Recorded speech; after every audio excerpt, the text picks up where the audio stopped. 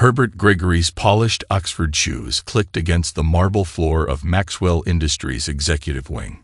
His reflection was crisp in the spotless surface beneath. At 45, he cut an imposing figure, 6'2", shoulders straight from his college rowing days, and a jawline that hadn't softened despite his corporate success. The morning sun streaming through floor-to-ceiling windows caught the silver threading through his dark hair, adding gravitas to his appearance rather than age. "Good morning, Mr. Gregory," called out junior executives as he passed, their eager smiles masking calculation. He nodded, maintaining the perfect balance of accessibility and authority he'd cultivated over his 15-year rise through the ranks. As senior executive vice president overseeing a $2 billion division, he'd learned that perception was currency in these halls. His secretary, Candace Matthews, stood as he approached his office, her blonde hair pulled back in its usual severe bun. "Your 9 a.m. was pushed to 10, sir. Mr. Delgado requested the change," she said. Something flickered behind her eyes. Concern? Fear? Before she smoothed her expression. "James needs to learn that reorganizing my schedule doesn't make him more important," Herbert remarked, noting how Candace flinched at the mention of the vice president's name. "Any other changes I should know about?" Mrs. Gregory called. "She'll be attending the Maxwell Foundation dinner tonight after all. She said she made some promising connections at last week's charity auction." Herbert paused at his office door. Christina had originally begged off tonight's event, claiming a migraine. Did she now? Interesting. He caught Candace's reflection in the glass, saw her hands trembling slightly as she arranged papers on her desk. "Thank you, Candace. Hold my calls until the Delgado meeting." Inside his office, Herbert settled behind his mahogany desk, the Manhattan skyline spread before him like a kingdom. His recent promotions had come surprisingly easily. Too easily, perhaps. The thought nagged at him as he reviewed quarterly projections, his mind drifting to Christina's sudden interest in corporate networking. A knock interrupted his musings. Philip Summers, Maxwell Industries owner and Herbert's mentor, filled the doorway with his commanding presence. At 70, the billionaire industrialist moved with the energy of a man half his age. "Got a minute, Herbert?" Philip's teal-gray eyes swept the office. "Walk with me." They rode the private elevator to the rooftop garden, Philip's preferred location for sensitive conversations. The autumn wind whipped at their suit jackets as they strolled past meticulously maintained topiaries. "Your division's numbers are impressive," Philip began, "but something feels off. James Delgado's been making noise about irregularities in contract negotiations." Herbert's spine stiffened. "James has been difficult since my last promotion." Difficult is one word for it. Philip stopped, turning to face him. "I've been watching him." "And your wife?" "Christina." Herbert kept his voice neutral, though his pulse quickened. "She's become quite the social butterfly at company events, very friendly with certain executives." Philip's expression hardened. "I'm conducting a quiet investigation. Trust no one until it's complete, not even those closest to you." The warning hung in the crisp autumn air. Herbert nodded, pieces clicking into place. Candace's strange behavior, Christina's newfound networking enthusiasm, James's barely concealed smugness during meetings. "Thank you for the heads up," Herbert said carefully.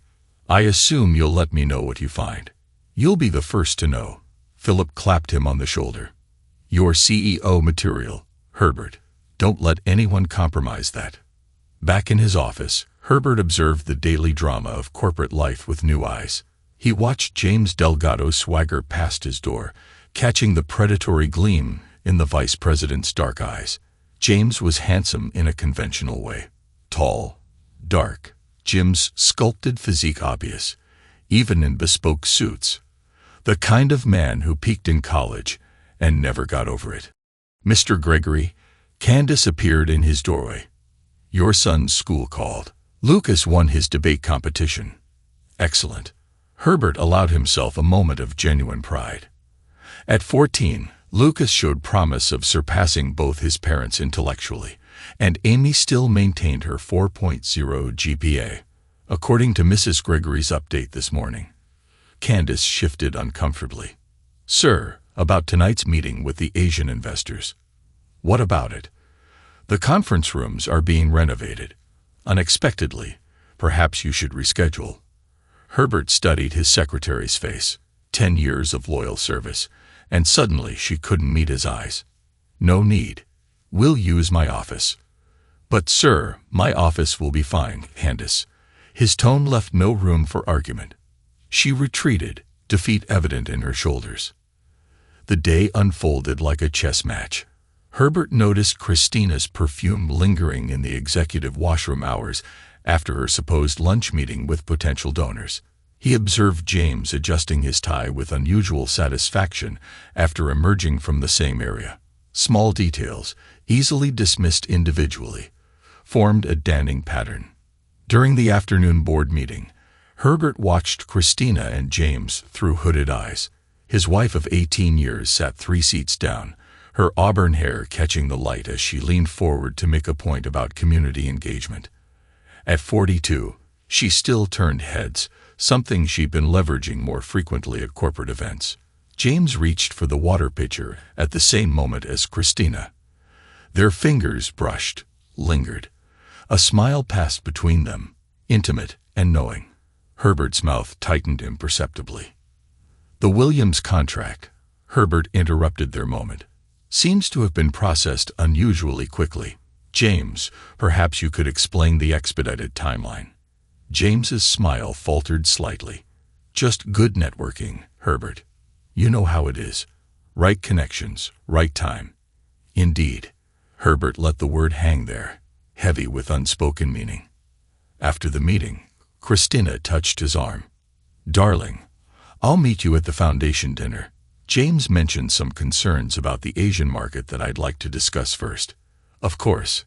Herbert kissed her cheek, catching the faint scent of unfamiliar cologne. Don't be too late. You know how Philip values punctuality. He worked later than usual that Thursday, reviewing files with methodical precision. At 8:45 p.m., Candace burst into his office without knocking. Sir, you can't. I mean, the cleaning crew needs access to the ventilation system. Herbert rose slowly. Move aside, Candace. Please, Mr. Gregory, just go home. Please. He caught the desperation in her voice, the genuine fear. Not for him, he realized. For herself. Consider this your only chance at redemption, he said quietly. What you do in the next minute determines your future at this company. Tears welled in her eyes as she stepped aside. Herbert strode past her, following the sound of muffled laughter to his private office. He paused at the door, hand on the handle, gathering his considerable self-control. The scene inside confirmed every suspicion. Christina was in a compromising position with James in his executive chair, her designer dress hiked up inappropriately. Files lay scattered across the desk, sensitive documents that had no business being exposed. Well? Herbert's voice cut through their startled gasps. This explains the irregular contract processing. James recovered first, his face twisting into a sneer. Your wife's been earning your promotions for years, Gregory. Better keep quiet if you want to keep this cushy job. Who'd believe you over 2 witnesses anyway? Christina's laugh held years of hidden contempt. The kid's private school. All thanks to my extra hours. You're such a loser. James is twice the man you'll ever be. Herbert's smile, cold, confident, predatory, stopped their gloating cold. He reached past them to his desk, pressing a single button with deliberate precision. Too late, he said softly. The company owner just saw everything. Now whose job is at risk? The blood drained from James' face as he realized the boardroom's live stream had been activated. Christina scrambled off his lap, stumbling in her haste. Herbert, baby, we can explain, she began. Save it for the lawyers, Christina. Herbert straightened his tie, his composure magnificent in its totality. I believe you'll find your access cards have already been deactivated. Security will escort you out. As if on cue, 2 security guards appeared in the doorway. Mr. Delgado, Mrs. Gregory, please come with us. one guard announced. James stood, attempting to salvage some dignity. "This isn't over, Herbert." "Oh, but it is." Herbert settled into his chair after wiping it thoroughly with his pocket square. "You see, Philip Summers doesn't appreciate people manipulating his company or his chosen successor." Christina froze halfway to the door. "Successor? Did James not mention that part? Philip's been grooming me for CEO. Not that you'll be around to enjoy the perks." Herbert turned to his computer, dismissing them. "Candace, please come in here. We have some paperwork to process." The secretary slipped past the disgraced couple, clutching a folder to her chest. In the doorway, Christina turned back one last time. "The children," she started, "will learn a valuable lesson about integrity." Herbert cut her off. "Goodbye, Christina. Do remember to return your company car." The security guards led them away, their footsteps fading down the marble hallway. Herbert watched their reflection disappear in the window, Manhattan's lights twinkling behind him like witnesses to his triumph. "Sir," Candace's voice quavered, "I'm so sorry. They blackmailed me. James threatened my job, my reputation." "I know." Herbert's tone softened slightly. "That's why you're still here. But Candace, never lie to me again." She nodded frantically. "Never, Mr. Gregory." "Good. Now let's begin the termination paperwork. I believe we have quite a bit of cleaning up to do." As Candace pulled up the necessary forms, Herbert's phone buzzed with a message from Philip. "Well handled. Meeting tomorrow, 8 a.m. Bring a list of James's contracts for review." Herbert allowed himself a small smile as he typed his response. The game wasn't over. It was merely entering a new phase. And Herbert Gregory had always been very, very good at games. Outside his office, Manhattan's corporate warriors continued their endless dance of ambition and betrayal. But tonight, a new player had emerged victorious, not through manipulation or deceit, but through patience, intelligence, and the perfect poker face. The night janitor passing by with his cart heard something unusual from the corner office. Laughter. Low, controlled, and just a touch triumphant. Dawn hadn't yet broken over Manhattan when Philip Summers convened the emergency board meeting. Herbert sat at his right hand, expression carved from granite as security footage played on the boardroom's massive screen. The night cleaning crew had barely finished wiping down the executive floor. Yet Maxwell Industries' highest echelons were already assembling for what would become known as the Thursday morning massacre. "I apologize for the early hour," Philip addressed the bleary-eyed board members. "But this couldn't wait." He nodded to his head of security, who distributed thick folders marked confidential to each attendee. The footage showed James and Christina in various compromising positions throughout the building over months. More damning were the recorded conversations about contract manipulation, kickbacks, and their planned embezzlement scheme. "Jesus Christ," muttered the CFO, flipping through financial records. "They've been cooking the books for years." James's corporate allies shifted uncomfortably in their seats, distancing themselves physically and metaphorically from the empty chair where their ringleader usually sat. Herbert noticed several of them wouldn't meet his eyes. "This stops now."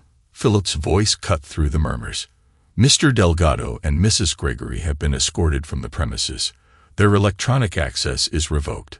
Their offices are being swept for evidence as we speak." One board member, Thomas Chun, raised his hand. "What about Herbert's promotions? If they were influenced, already reviewed." Philip gestured to the financial analyst standing by. "Ms. Rodriguez, please share your findings." The analyst stepped forward, professional and precise. Mr. Gregory's performance metrics consistently exceeded expectations. The data shows he would have earned each promotion regardless of any external influence. In fact, evidence suggests attempts were made to delay his advancement to protect Mr. Delgado's position. Herbert maintained his composure, but satisfaction coursed through him.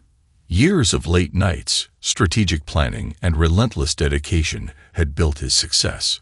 Christina and James's pathetic scheme had only made his path more difficult. Given these findings, Philip continued, And the obvious leadership vacuum this creates, I'm naming Herbert Gregory CEO of Maxwell Industries, effective immediately. The announcement sparked a mix of reactions, genuine congratulations from some, forced smiles from others. Herbert accepted each with equal grace, already marking who would need watching in the coming months. After the meeting, Philip held Herbert back. There's more. My investigation uncovered something personal you should see. In Philip's private office, they reviewed additional footage. Christina, lounging in James's lap in his office after hours, laughing as they discussed their plans. Poor Herbert, she cooed, running her fingers through James's hair, so focused on his precious metrics. James nuzzled her neck. We'll let him keep believing that until we're ready to take everything. The kids' trust funds, all part of the plan, baby. We'll drain them dry. Blame Daddy's mismanagement. They'll hate him forever. Herbert's knuckles whitened on his armrest, but his voice remained steady. How long have you been collecting this? 6 months, Philip replied. Started when I noticed irregularities in James's division.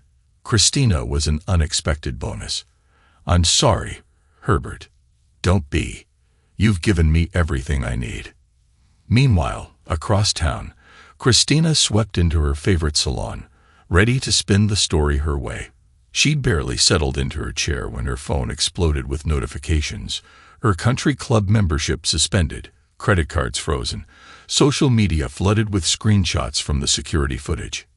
Mrs. Gregory. The salon owner approached nervously. I'm sorry, but we can't accept your usual house charge anymore. Christina's face flushed as other patrons stared. I'll use my credit card. There, she replied. They're all declining. She fled the salon, her perfectly maintained facade cracking. Her phone rang James. Baby, don't panic, he started. Don't panic. Everything's frozen. What's happening? Minor setback. My lawyers are working on it. Meet me. Yeah, Mr. Delgado. A new voice interrupted. This is Detective Morrison, NYPD Financial Crimes. Please hold while we execute our search warrant. The line went dead. Christina stood on the sidewalk, her world imploding in real time. Her phone buzzed again. A text from Herbert. The children have seen everything. Your video messages to James were particularly enlightening. Don't bother coming home. At their private school, Amy and Lucas sat in the headmaster's office, watching their mother's true nature revealed on a laptop screen. Dr. Harrison, the headmaster, looked more disappointed than shocked. Your father has arranged for you to stay in school, she assured them. The board of trustees was quite impressed with his handling of the situation. Lucas, his father's analytical mind evident, asked the practical questions. Are trust funds safe? Dr. Harrison confirmed. They're tied to your father's legitimate earnings. Your mother never had access. Amy wiped tears from her eyes, but her voice was steel. Good. I don't want anything from her. Across the city, James's carefully constructed world crumbled. His corporate allies evaporated. Years of mutual back-scratching forgotten in the face of potential criminal charges. His attempt to access offshore accounts failed. Philip's team had already frozen them. Your previous employers send their regards, Herbert informed him via conference call. They're very interested in reviewing your tenure with them, especially Norton Corporation. Remember them. James's face went ashen. The Norton Corp scandal had been buried years ago, or so he'd thought. You can't prove anything, he blustered. Check your email, James. Your old assistant there was very helpful. Apparently, you had a similar arrangement with the CEO's wife. In the background, James heard Christina screaming as she discovered his other networking partnerships. Her threats of revenge brought a rare smile to Herbert's face. Candace, meanwhile, sat trembling in a conference room with corporate security. They blackmailed me, she explained, handing over printed emails. James threatened to expose my brother's addiction issues, said he'd make sure he never got treatment. The head of security reviewed the evidence. These timestamps match our investigation timeline. Why come forward now? Because Mr. Gregory showed mercy when he could have destroyed me. I won't waste that chance. Herbert's new CEO office buzzed with activity. Teams of auditors combed through records, security experts swept for additional surveillance devices, and lawyers prepared documents for multiple cases. Sir, his new secretary, thoroughly vetted, appeared at the door. Your children are here. Amy and Lucas entered, both looking older than their years. Herbert stood uncertain for the first time that day. Dad, we saw the videos. All of them. I'm sorry you had to see that. Don't be. Amy interrupted. We needed to know the truth. About Mom. About everything. Herbert studied their faces, his daughter's quiet strength, his son's analytical gaze. What do you need from me? Just you, Dad. Lucas stepped forward. The real you. No more pretending everything's perfect. Amy joined her brother. And maybe some self-defense classes. The other kids at school are getting weird. Herbert laughed, genuine warmth breaking through his corporate armor. Done. Anything else? Pizza? They asked in unison. Pizza. He agreed. But first, I need to finish something. After they left, Herbert reviewed the final piece of evidence Philip had provided. Footage of Christina coaching James on how to manipulate corporate contracts. Send it to the SEC, he instructed his legal team. As evening settled over Manhattan, Herbert stood at his office window. Below, protesters gathered, shareholders demanding accountability, reporters seeking stories. Among them, he spotted Christina trying to get past security. His phone buzzed, a desperate message from James, offering to explain everything. Herbert deleted it without reading further. His new office, 10 floors above his old one, offered a perfect view of his domain. Not bad for a loser. Mr. Gregory. His secretary's voice came through the intercom. The FBI is here for their appointment. Herbert straightened his tie, a predator's smile playing at his lips. Send them in. And Sarah ordered dinner. This might take a while. The sun set over Manhattan, painting the sky in shades of victory. In his reflection, Herbert saw what Christina and James never had. A man who'd built his success on steel and strategy, not seduction and schemes. Their betrayal hadn't weakened him.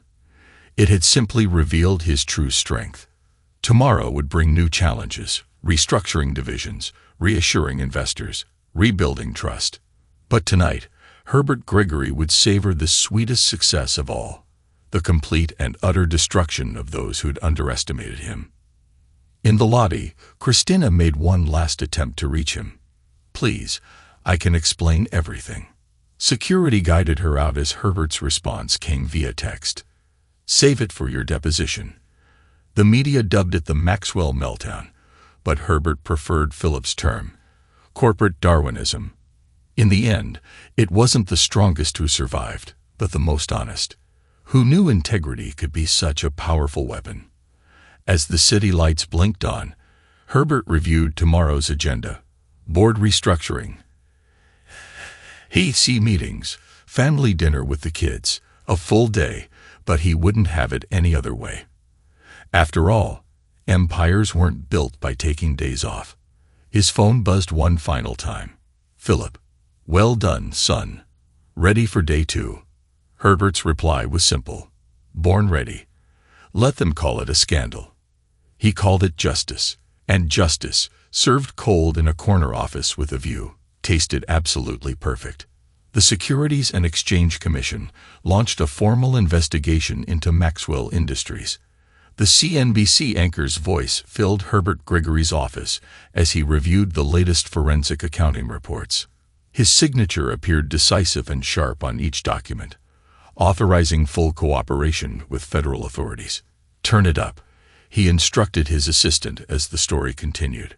Sources confirmed that former Vice President James Delgado's alleged fraud extended beyond Maxwell Industries. Multiple companies reported similar schemes dating back nearly 2 decades.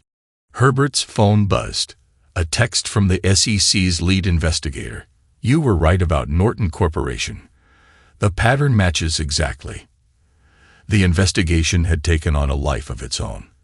What began as an internal corporate matter had exploded into one of Wall Street's most shocking scandals. Herbert's methodical exposure of James's past had revealed a pattern so extensive it triggered investigations at 5 major corporations. Special Agent Sarah Martinez strode into his office, tablet in hand. "Mr. Gregory, we've mapped Mr. Delgado's complete network. Your wife's involvement proved crucial. She kept detailed records." "Of course she did," Herbert replied, unsurprised. Christina never could resist insurance policies. The agents swiped through documents on her tablet. She recorded everything. Every deal. Every encounter. But here's where it gets interesting.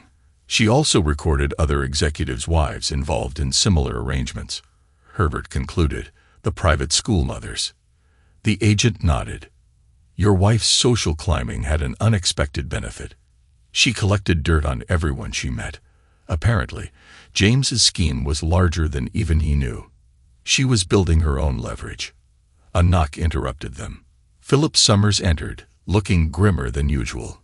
"James is making a run for it. Private jet, file a flight plan to Venezuela." Herbert's smile was cold. "Let him try." Across town, James Delgado hurried across the private airfield. Carry-on clutched tight. The sleek Gulfstream waited, engines humming. "Welcome aboard, Mr. Delgado," the pilot greeted him. "Weather looks clear to Caracas." James settled into the leather seat, accepting a glass of champagne. "Take off as soon as possible."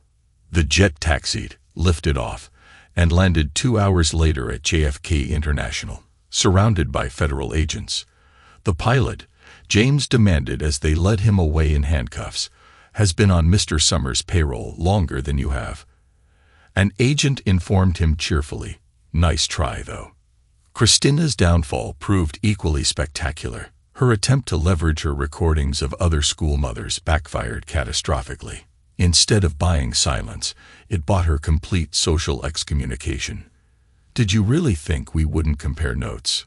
Miranda Chen, the board chairman's wife, confronted her at her last school fundraiser appearance. "We've all received your little blackmail hints." "Well, guess what? We chose honesty." Christina looked around the room, seeing only hostile faces. These women, once her social circle, now formed a wall of contempt. "Our husbands have all disclosed everything," Miranda continued. "The school board knows. The companies know. Your leverage is gone. You'll all go down with me." Christina threatened. "No, we won't. Because unlike you, we're actually sorry. We've made amends. You're still trying to profit from it." Later that week, Christina stood outside the massive iron gates of her former home, pressing the intercom repeatedly. "Herbert, we need to talk about the children." His voice came through, cool and professional. "Any communication needs to go through my lawyers. Think of the children," she pleaded, voice breaking. "They need their mother. They needed a mother 16 years ago. What they got was someone who mocked their father and planned to steal their trust funds. Goodbye, Christina." The gates remained closed. Through them, she watched Amy and Lucas exit the house, heading to their father's waiting car. Neither looked in her direction. Inside his home office that evening, Herbert reviewed a different kind of document. Amy's college application essay. The title caught his attention. "Integrity in the Face of Betrayal." "Is it too personal?" Amy asked from the doorway. "Princeton's my dream school. But if you think it's too much." Herbert read the opening paragraph, pride swelling. His daughter had transformed their family crisis into a powerful meditation on ethics and resilience. "It's perfect," he assured her. "Raw, honest, and strong. Just like you." Lucas appeared behind his sister, tablet in hand. "Dad, the TEDx organizers confirmed my slot. Surviving Family Betrayal. A Teenager's Guide to Moral Courage." Herbert studied his children. Amy's quiet strength, Lucas's analytical mind. They'd emerged from the crisis, not as victims, but as advocates for integrity. Months later, Herbert stood at the podium, accepting the CEO of the Year award. The audience included his children, Philip, and faces from every phase of his career. Success built on lies falls under its own weight, he began his speech. Success built on truth rises above all betrayal. I learned this lesson the hard way, but it was worth every moment. In the maximum security wing of a federal prison, James Delgado opened his mail to find photos of the ceremony. Herbert's success splashed across business magazines, the children's achievements highlighted in social pages. His empire, built on quicksand, had collapsed. Herbert's empire was built on bedrock, steel. James picked up a pen, beginning another letter begging forgiveness. Like the others, it would go unanswered. Christina folded clothes at her retail job, watching her former friends shop without acknowledging her. Through the store window, she could see Maxwell Industries Tower dominating the skyline. Somewhere up there, Herbert was thriving without her. Her manager approached. "Stockroom needs organizing." "That's your job now." She nodded, adding it to her list of menial tasks. Her divorce settlement had barely covered her legal fees. The prenup, ironically insisted upon by her own parents, had proven airtight. In a smaller but respectable firm across town, Candace Matthews completed her immunity-granted testimony. Her new job wasn't as prestigious as Maxwell Industries, but it came with something better: peace of mind. She sealed an envelope containing her annual thank-you note to Herbert. His mercy had given her a second chance, one she'd earned through honesty. Herbert's new corner office, 10 floors above his old one, offered a perfect view of his domain. Maxwell Industries had doubled in value under his leadership. New ethics policies made it a model of corporate governance. Philip had granted him equity partnership, making official what everyone already knew. Herbert Gregory represented the company's future. On his desk, next to family photos and industry awards, sat a simple frame. Inside, the security footage still showed Christina sneering. "You're such a loser." Below it, his CEO of the Year award inscription. To those who choose integrity over easy success, the same footage now opened every corporate ethics training session. New employees watched the scene unfold, learning that integrity wasn't just a buzzword at Maxwell Industries. It was the foundation of their success. Amy's acceptance letter from Princeton hung beside Lucas's viral TEDx talk statistics. His children had transformed trauma into triumph, their story inspiring others to choose truth over convenience. Herbert's phone buzzed. A message from Philip. "Dinner tonight. Might be time to discuss your chairman transition." He smiled, typing his response. The view from his office showed Manhattan spread before him, but his real achievements sat in that simple frame. Proof that sometimes the best revenge is living well. And living well, he discovered, meant living true. In the end, Christina had been right about one thing. James was twice the man Herbert would ever be. Twice corrupt, twice weak, twice deserving of his fall. Herbert Gregory had built his empire on steel and stone, not sand and schemes. Let the world call it a scandal. He called it justice, and justice, served from a corner office with a view, had never tasted sweeter. 5 years later, the price of betrayal. The fluorescent lights of Macy's Herald Square buzzed overhead as Christina Gregory, now Christina Martinez, after her second failed marriage, folded another stack of designer clothes she once would have bought without a second thought. At 47, her carefully maintained appearance couldn't quite hide the bitterness etched around her mouth or the desperate gleam in her eyes.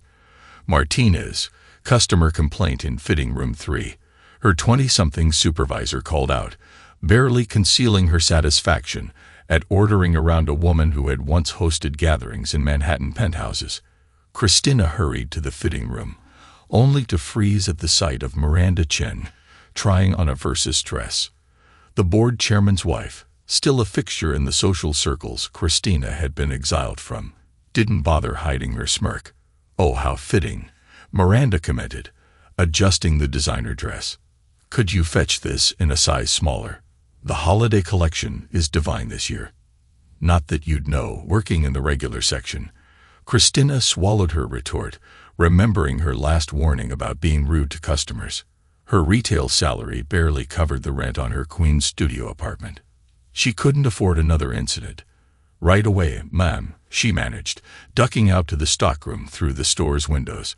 Maxwell Industries Tower dominated the skyline, a daily reminder of everything she'd lost. Her phone buzzed. Another rejection from a headhunter. "Given your history with Maxwell Industries, we don't feel you'd be a good fit." They never said it directly, but her name had become toxic in corporate circles. The scandal had its own page now.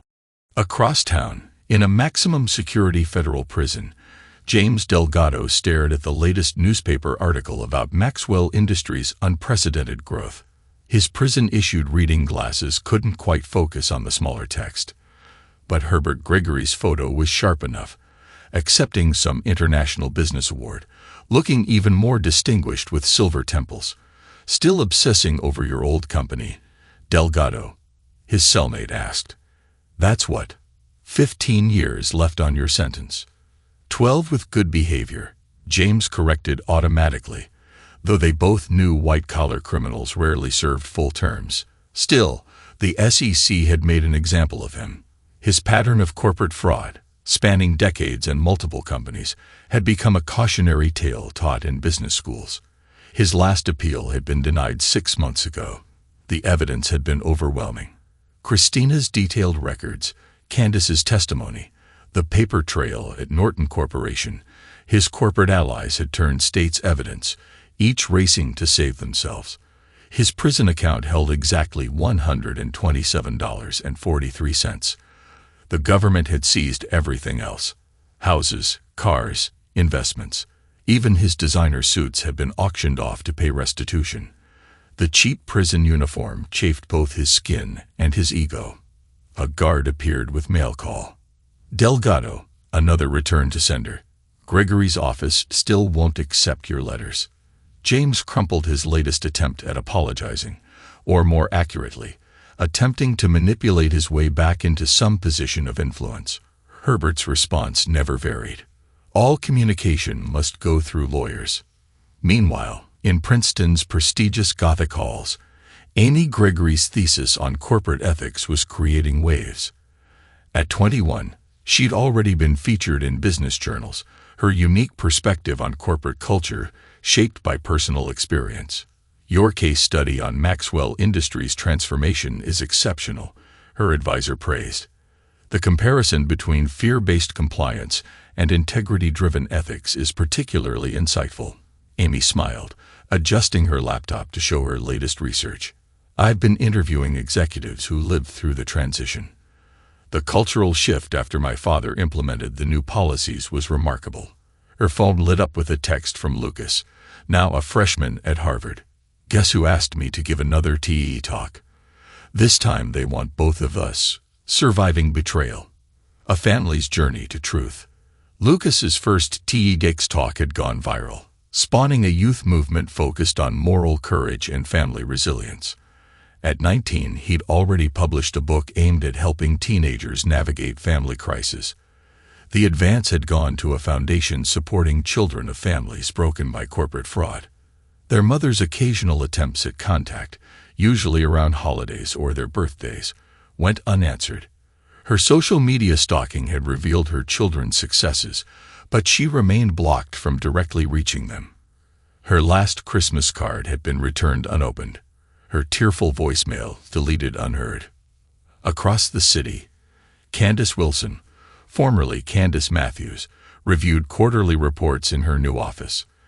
The smaller firm she joined after her immunity deal had promoted her to chief of staff, appreciating both her experience and her hard-learned lessons about integrity. She sealed her annual thank you note to Herbert, 5 years of gratitude for the mercy that had given her a second chance. Her testimony had helped build the federal case against James and Christina, while her documented blackmail experience had shaped Maxwell Industries' new whistleblower protection policies. Her brother, whose addiction James had threatened to expose, now ran a successful recovery program. Herbert's quiet assistance with treatment costs had saved not just her career, but her family. In Maxwell Industries' executive floor, now 20 stories higher than his original office, Herbert Gregory reviewed the latest expansion plans. At 50, he'd fully grown into his power, his reputation for ethical leadership making him one of Wall Street's most respected figures. Philip Summers, though officially retired, still kept an office down the hall. Their mentor-prodigy relationship had evolved into a deep friendship, their shared vision of corporate integrity reshaping industry standards. The Harvard Business Review wants to do another piece, Herbert's assistant mentioned. They're calling Maxwell's transformation a template for ethical corporate reform. Herbert nodded, glancing at the framed security footage still on his wall. Christina's sneer forever captured in mid-insult. The frame's inscription had become the company's unofficial motto. Success built on lies falls under its own weight. Success built on truth rises above all betrayal. The scandal had sparked a revolution in corporate governance. Maxwell's ethics training program, built around the security footage and subsequent investigation, was now licensed to corporations worldwide. Business schools used the case study to teach crisis management and ethical leadership. Herbert's phone buzzed. A message from Amy. "Dad, Lucas, and I want to contribute a chapter to your book. Our perspective on how ethical leadership starts at home." His children had emerged from the crisis stronger, their understanding of integrity shaped by watching him choose truth over convenience, justice over revenge. Their success, Amy's academic achievements, Lucas's advocacy work, meant more than any corporate victory. A calendar alert reminded him of tomorrow's board meeting. Maxwell's value had tripled under his leadership, but more importantly, its culture had been transformed. The fear-based hierarchy James had built had been replaced by transparent processes and clear accountability. Christina's last desperate attempt at contact had come 6 months ago, a letter begging for help finding a better job. Her third engagement had fallen through when the wealthy Witts family's background check had Googled her name. Her retail position remained her only option, her reputation permanently stained by her own choices. James's prison writings were smuggled out and posted online by a sympathetic guard, revealing a man still attempting to justify his actions. His claims of being misunderstood and unfairly persecuted only reinforced the justice of his downfall. The private school mothers who'd once followed Christina's lead had rebuilt their lives through honesty. Miranda Chen now led ethics seminars for corporate spouses, turning her experience into a cautionary tale about moral compromise. Herbert's new wife, a brilliant federal prosecutor he'd met during the SEC investigation, shared his commitment to integrity. Their relationship, built on mutual respect and shared values, stood in sharp contrast to his first marriage's facade. The annual Maxwell Industries Charity Gala, once Christina's social playground, now focused on supporting whistleblower protection and corporate ethics initiatives. The guest list notably excluded anyone involved in the scandal, their absence a reminder that social consequences outlasted legal ones. Looking out over Manhattan's skyline, Herbert reflected on the 5 years since the scandal. His empire had risen from the ashes of betrayal, stronger for having been tested. The price of truth had been high, but the rewards proved immeasurable. In Queens, Christina finished her shift, walking past Maxwell's illuminated tower on her way to the subway. In prison, James stared at his ceiling, counting days until a parole hearing that would likely deny him again. Their betrayal had cost them everything: wealth, status, family, freedom. But in his corner office, Herbert Gregory smiled at his children's latest achievements, his company's continued growth, and his life's complete vindication. The security footage still played at every new employee orientation. Christina's words now a punchline: "You're such a loser." Time had revealed the true losers in this game of corporate chess. Success built on lies had indeed fallen under its own weight. Success built on truth had risen above all betrayal. And in Manhattan's glittering canyons of power, that truth still echoed. Integrity, once proven, outweighed all the schemes of lesser players. The price of betrayal proved steeper than any of them had imagined. The rewards of integrity proved greater than anyone had dreamed, and Herbert Gregory, once mocked as a loser, had won the only game that truly mattered, the one played for keeps. Thanks to everyone who took the time to listen to today's stories. If you enjoyed it, please consider liking and subscribing if you haven't already. Feel free to share your thoughts on the events in the comments below. Take care.